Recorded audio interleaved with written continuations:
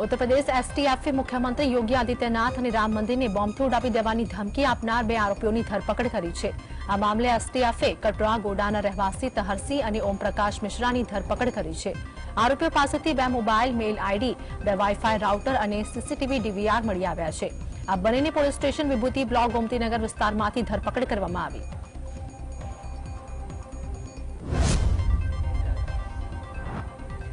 દિલ્હીના સીએમ અરવિંદ કેજરીવાલની ધરપકડ થઈ શકે છે, જે અંગે દિલ્હીના મંત્રી સૌરભ ભારદ્વાજે એક સોશિયલ મીડિયા પોસ્ટમાં દાવો કર્યો છે કે સાંભળવામાં આવી રહ્યું છે કે ઈડી આજે સવારે મુખ્યમંત્રી અરવિંદ કેજરીવાલના ઘરે પહોંચશે અને તેમની ધરપકડ કરશે। તો દિલ્હીના મંત્રી આતિશીએ સોશિયલ મીડિયા પોસ્ટમાં કહ્યું કે રિપોર્ટ આવી રહ્યા છે કે ઈડી આજે સવારે અરવિંદ કેજરીવાલના નિવાસસ્થાન પર દરોડા પાડવા જઈ રહી છે, ધરપકડ કરી શકે છે।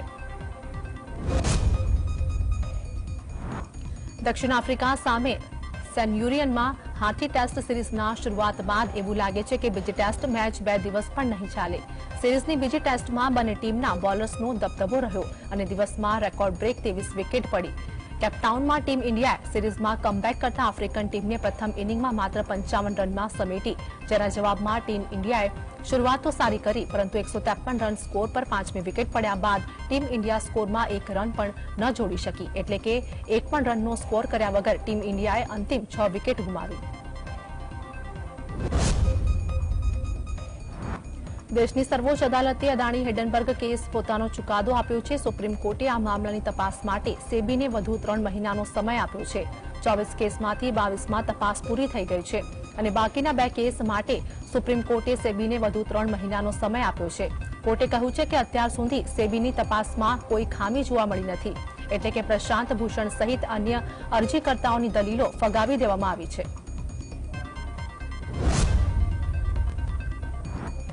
દેશમાં ફરી એકવાર કોરોના ડરામણું સ્વરૂપ ધારણ કરી રહ્યો હોય તેવું દેખાઈ આવ્યું છે। આજે ફરી એકવાર કોરોનાના કેસમાં વધારો નોંધાયો છે। કેન્દ્રીય સ્વાસ્થ્ય મંત્રાલયના જણાવ્યા અનુસાર દેશમાં છેલ્લા 24 કલાકમાં કોરોનાના 602 નવા કેસ સામે આવ્યા, જો કે 5 લોકોના મૃત્યુ થયા હતા। દેશમાં કોરોનાના કુલ એક્ટિવ કેસની સંખ્યા પણ હવે 4440 થઈ ચૂકી છે। 2 જાન્યુઆરીએ 573 નવા કેસ નોંધાયા હતા। દિલ્હીમાં એક્સાઇઝ પોલિસી કેસમાં ઈડી દ્વારા ત્રીજી વાર પાઠવવામાં આવેલા સમન્સ બાદ પણ દિલ્હીના મુખ્યમંત્રી અરવિંદ કેજરીવાલ હાજરી નહીં આપે તેવી શક્યતા વ્યક્ત કરવામાં આવી રહી છે। ત્યારે આ વિશે પ્રતિક્રિયા આપતા આપ પાર્ટીના નેતા અને દિલ્હી સરકારના મંત્રી આતિશી માર્નેલાએ જણાવ્યું કે 2 વાર સમન્સ મળ્યા બાદ અરવિંદ કેજરીવાલે તપાસ એજન્સીને પૂછ્યું કે તેમને કેમ પૂછપરછ માટે બોલાવવામાં આવી રહ્યા છે। ઈડીએ આ પત્રનો જવાબ આપ્યો નથી।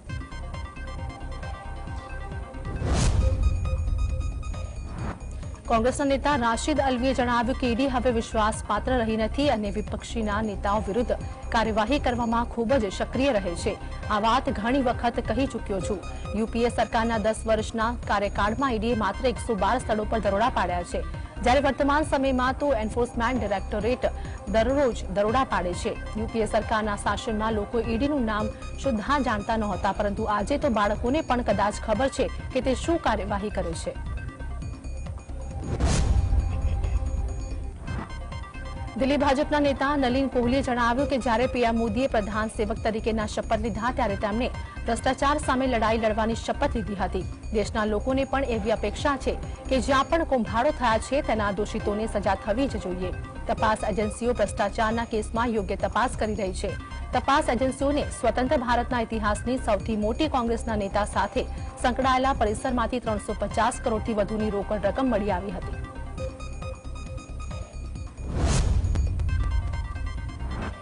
આસામના ડેરગાંવમાં એક મોટો માર્ગ અકસ્માત થયો હતો। 45 યાત્રીઓને લઈને જતી બસ અને એક ટ્રક વચ્ચે જોરદાર ટક્કર થઈ હતી। આ અકસ્માતમાં કુલ 14 લોકોના મોત થયા છે, જ્યારે 27 વ્યક્તિ ગંભીર રીતે ઘાયલ થયા હતા। સ્થાનિક પોલીસે ઘટના સ્થળ પર પહોંચી ઇજાગ્રસ્ત લોકોને બચાવવાનો પ્રયાસ કર્યો હતો અને તેમને નજીકના હોસ્પિટલમાં સારવાર માટે મોકલી આપ્યા હતા।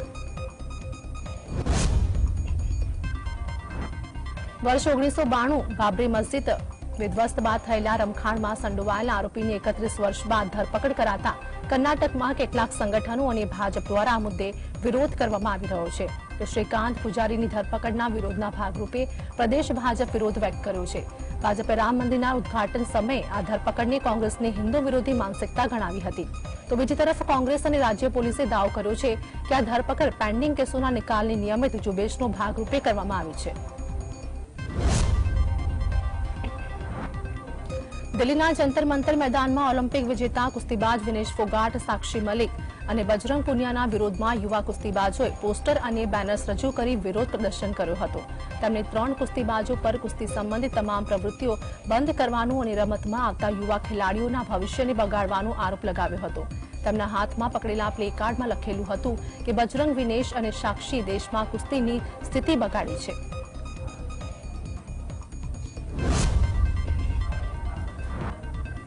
મહિલા કુસ્તીબાજ સાક્ષી મલિકે ફરી એકવાર ભાજપના સાંસદ બ્રિજભૂષણ સિંહ પર આરોપ લગાવતા કહ્યું કે તેમના નજીકના લોકો ફોન કોલ કરીને મારા પરિવારના લોકોને ધમકી આપે છે। બ્રિજભૂષણ સિંહના લોકો મારી માતાને ફોન કરીને ધમકી આપે છે। અમારી સુરક્ષા સરકારની જવાબદારી છે। બ્રિજભૂષણના લોકો ફરી સક્રિય થયા છે। અમારા પરિવારને ધમકીઓ મળી રહી છે।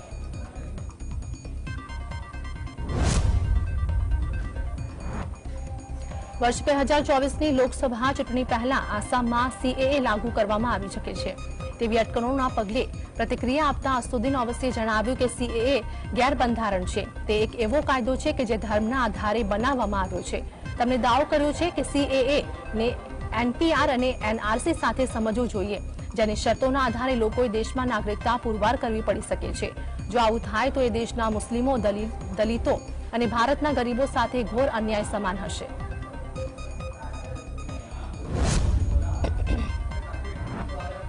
ભાજપે લોકસભાની ચૂંટણી પહેલા 4 નવી સમિતિ બનાવવાનું એલાન કર્યું છે। ભાજપે joining committee, cluster committee, campaign committee અને ન્યૂ વોટર કમિટી એમ 4 નવી સમિતિ બનાવી છે। તેમાં સૌથી મહત્વની જોઇનિંગ કમિટી છે। આ સમિતિ નવા લોકોનો સંપર્ક કરીને તેમને ભાજપમાં જોડાવા માટે પ્રોત્સાહિત કરશે। આ સમિતિમાં મનસુખ માંડવિયા, અશ્વિની વૈષ્ણવ, ભૂપેન્દ્ર યાદવ, હેમંત બિસ્વા શર્મા, વિનોદ તાવડે, તરુણ ચુંગ અને સુનિલ બંસલને સમાવાયા છે।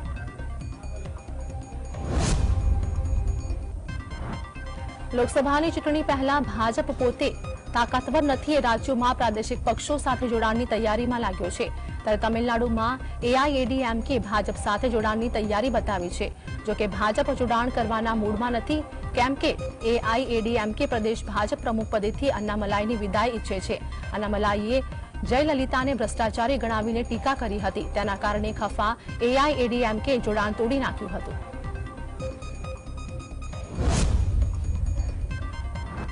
ભાજપે લોકસભાની ચૂંટણી માટે 400 બેઠકોનો ટાર્ગેટ નક્કી કર્યો છે। ત્યારે ભાજપના જ કેટલાક નેતા તેને અતિ મહત્વાકાંક્ષી ગણાવી રહ્યા છે।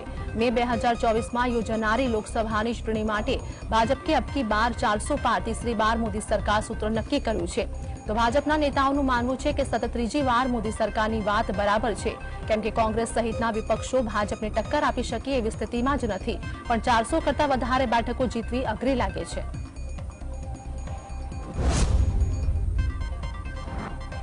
ભાજપ વિરોધી મોરચા ઇન્ડિયાના વડાપ્રધાન પદના ઉમેદવાર તરીકે મલ્લિકાર્જુન ખડગેનું નામ આગળ કરાતા નારાજ નીતિશ કુમારને મનાવવાની કવાયત તેજ થઈ છે।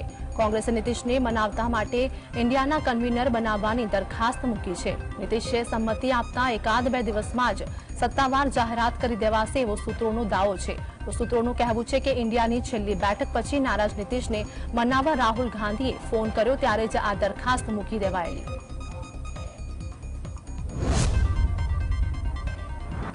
રાહુલ ગાંધી 15 જાન્યુઆરીથી પોતાની ન્યાય યાત્રા શરૂ કરી રહ્યા છે। ત્યારે કોંગ્રેસનો જ એક વર્ગ એવો મત વ્યક્ત કરી રહ્યો છે કે આ યાત્રાની કવાયત કરવાના બદલે રાહુલે લોકસભાની ચૂંટણી પર ધ્યાન કેન્દ્રિત કરવું જોઈએ। કોંગ્રેસના સૂત્રોનો દાવો છે કે કોંગ્રેસ વર્કિંગ કમિટીની બેઠકમાં ન્યાય યાત્રાની મંજૂરી અપાઈ ત્યારે જ ઘણા નેતાઓ અત્યારે યાત્રા નહીં કાઢવા સલાહ આપી હતી। તેમને માનવું છે કે 22 જાન્યુઆરીએ અયોધ્યામાં ભગવાન શ્રી રામની મૂર્તિની પ્રાણ પ્રતિષ્ઠા છે।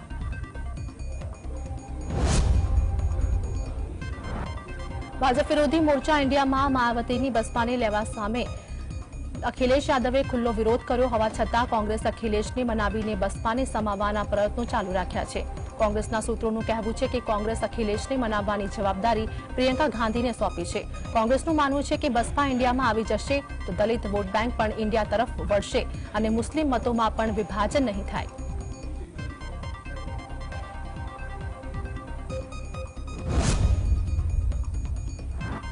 जम्मू काश्मीરમાં ચાલુ સપ્તાહ દરમિયાન ઠંડીના જોરમાં વધારો જોવા મળ્યો છે। કેન્દ્ર શાસિત પ્રદેશના ગુલમર્ગમાં તાપમાન -7.2 ડિગ્રી સેલ્સિયસ નોંધાયું હતું, તો શ્રીનગર -4.2 ડિગ્રી સેલ્સિયસ પહોંચી ગયું હતું।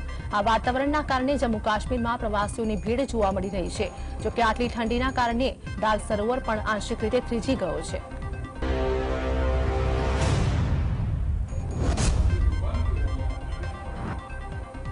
અમદાવાદમાં ઇન્ડિગોની અમદાવાદ જયપુર ફ્લાઇટ વિઝિબિલિટી ઓછી થઈ જેના કારણે 2 કલાક લેટ થઈ હતી, જેના કારણે યાત્રીઓને 2 કલાક સુધી બેસી રહેવું પડ્યું હતું। તો ક્રૂ મેમ્બરોએ કહ્યું કે જયપુરમાં વિઝિબિલિટી ઓછી છે, જેના કારણે ફ્લાઇટ લેટ થઈ હતી। ફ્લાઇટ લેટ થતા યાત્રીઓએ નારાજગી વ્યક્ત કરી હતી।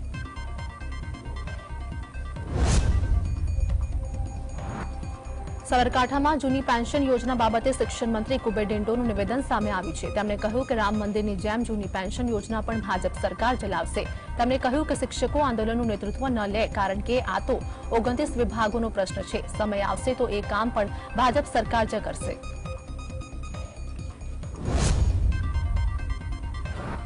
અમદાવાદ કેડીલા ફાર્મના માલિક રાજીવ મોદીની મુશ્કેલી વધી છે। સોલા પોલીસ સ્ટેશનમાં ફરિયાદ બાદ પીડિતાને સાથે રાખીને સોલા પોલીસે રિકન્સ્ટ્રક્શન કર્યું। ચારોડીમાં આવેલા કેડીલા ફાર્મ હાઉસમાં પોલીસના ઉચ્ચ અધિકારીઓએ તપાસ કરી હતી। પોલીસે પીડિતાની ફરિયાદ ન નોંધતા આખરે પીડિતાએ હાઈકોર્ટના દ્વાર ખખડાવ્યા હતા।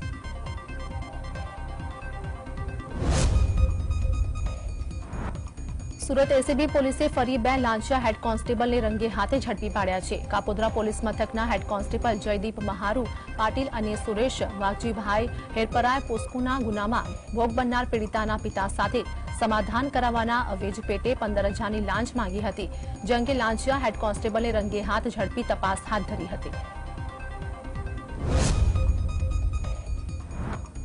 બનાસકાંઠાના કાંકરેજના થરા માર્કેટ યાર્ડમાંથી ગેરકાયદે અનાજનો મસમોટો જથ્થો ઝડપાયો છે। મોગલ બ્રાન્ડિંગ નામની દુકાન પરથી સરકારી રેસિંગનો અનાજનો જથ્થો ઝડપાયો છે। જિલ્લા પુરવઠા અધિકારી અને ટીમે લાખો રૂપિયાની ઘઉં અને ચોખાનો જથ્થો ઝડપ્યો, જોકે દુકાનદાર ફરાર થઈ ગયો હતો। સુરતમાં સસ્તો ગેસ સિલિન્ડર અને વિધવાઓને મહિને 3,000 આપવાની માંગ સાથે આમ આદમી પાર્ટીએ વિરોધ પ્રદર્શન કર્યું હતું। વિપક્ષ નેતા પાયલ સાકરિયા સહિતના લોકોએ ભાજપ સરકાર સામે વિરોધ નોંધાવી સૂત્રોચ્ચાર કર્યો હતો। જો કે વિરોધ પ્રદર્શન કરનારા આપ કાર્યકરો અને વિપક્ષી નેતાની પોલીસે અટકાયત કરી હતી। તો આ તરફ અમદાવાદ શહેરમાં પણ આમ આદમી પાર્ટીએ ગેસની બોટલ રૂપિયા 450માં આપવાની માંગ કરી હતી। સાથોસાથ મહિલાઓને રૂપિયા 1100 ને બદલે દર મહિને રૂપિયા 3,000 જેટલી સન્માન રાશિ આપવાની માંગ કરી હતી। આમ આદમી પાર્ટી અમદાવાદ શહેર સંગઠન દ્વારા ગુજરાતની બહેનોને થઈ રહેલા અન્યાય બાબતે ઉગ્ર વિરોધ પ્રદર્શન કર્યું હતું।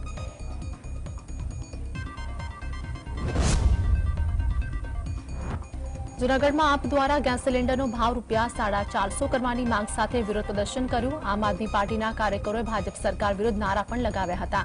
આમ આદમી પાર્ટીએ મહિલાઓને દર મહિને રૂપિયા 3,000 સન્માન નિધિ આપવાની માંગ કરી। લોકસભાની ચૂંટણી પહેલા જ પ્રદેશ ભાજપનો વ્યાપ વધારવા માટે મોટું આયોજન કરવામાં આવ્યું છે। અન્ય પક્ષના નારાજ નેતાઓને પક્ષમાં જોડવા માટે પ્રદેશ ભાજપ ઉપાધ્યક્ષ ભરત મોઘરાની અધ્યક્ષતામાં એક કમિટીની રચના કરવામાં આવી છે, જેમાં નાયબ દંડક જગદીશ મકવાણા, શિક્ષણ રાજ્યમંત્રી પ્રફુલ્લ પાનસેરિયા, વડોદરા જિલ્લા પ્રભારી રાજેશ પાઠક અને ભાજપ યુવા મોરચાના પૂર્વ પ્રદેશ પ્રમુખ હિમાંશુભાઈ પટેલનો કમિટીમાં સમાવેશ કરવામાં આવ્યો છે।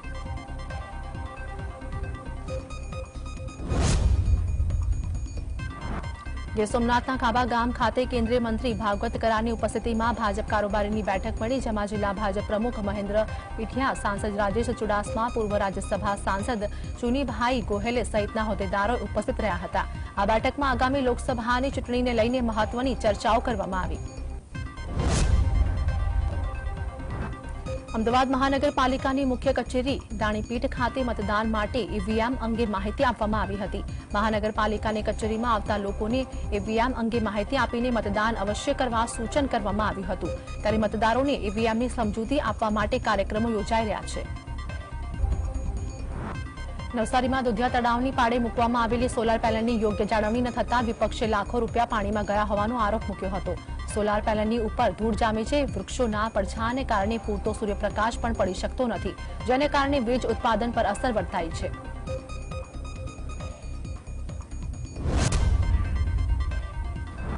રાજ્યમાં આર્થિક સંક્રમણના કારણે આત્મહત્યાના બનાવ વધ્યા હોવાનો કોંગ્રેસે દાવો કર્યો હતો. કોંગ્રેસના મનીષ દોશીએ કહ્યું કે એક વર્ષમાં ગુજરાતમાં 13 પરિવારોએ સામૂહિક આત્મહત્યા કરી છે. વર્ષ 2017 થી 2021માં ગુજરાતમાં 3002 વિદ્યાર્થીઓએ જીવન ટૂંકાવ્યું હતું.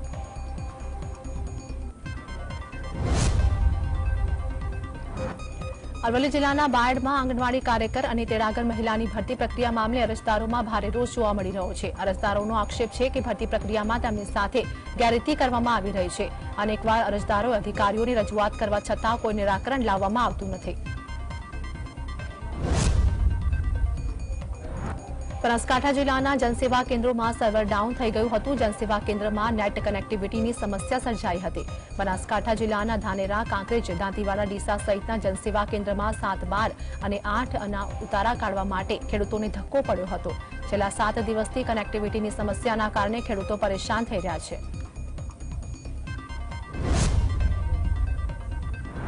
ભાવનગરની તળાજા પંથકની કેનાલમાં પાણીનો પ્રવાહ નહીં મળતા ખેડૂતોમાં આક્રોશ ફેલાયો હતો. ઠેર ઠેર કેનાલ તૂટેલી હાલતમાં હોવાથી ખેડૂતો રોષે ભરાયા હતા. અધિકારીઓએ ખેડૂતો સાથે મસ્કરી કરતા હોવાનો આરોપ મૂક્યો હતો. નવી કામરોલ પંથકમાં ખેડૂતો એકઠા થઈને નેતાઓ અને તંત્રની કામગીરી સામે રોષ વ્યક્ત કર્યો હતો. સુરેન્દ્રનગર જિલ્લાના થાન પંથકમાં કોલસાની ગેરકાયદેસર ખાણો પૂરવા મામલે સરપંચે ગંભીર આક્ષેપો કર્યા છે.